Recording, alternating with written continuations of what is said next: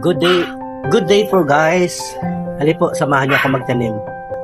Kukuha tayo ng maliit na puno ng bigonya, tapos ilagay natin sa maliit na pot with soil of course. And then after that, yan, iwanan na natin. Diligan, at saka siguro mga 3 to 4 months magiging malaki na yan.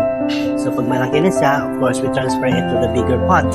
So I use yung labrador kasi alam mo kasi ito na yung mga malalaking begonia. I-transfer natin sa malaking labrador.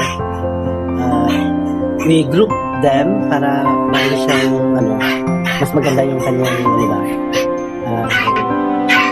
meron siyang bolto, tawag na. Ilagay natin dahan-dahan. Siguro mga 5 piraso, 4 na piraso. Yeah, hindi rin diba? Yeah, pag nalagay na natin sa isang lalagyan, magiging malaki na siya.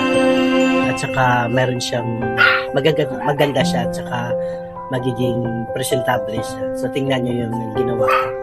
So pag ganito na siya, siguro mga 3 to 4 months, mabilis kasing mag-grow ang begonia eh.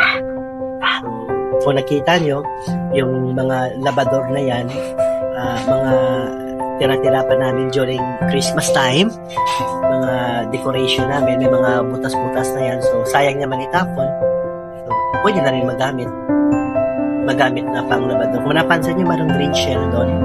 Green shells na nakalikit. Kasi ginamit namin yan sa Christmas tree namin. So hindi naman magagamit sa paglalaba. So ginawa ko na naman sa tira.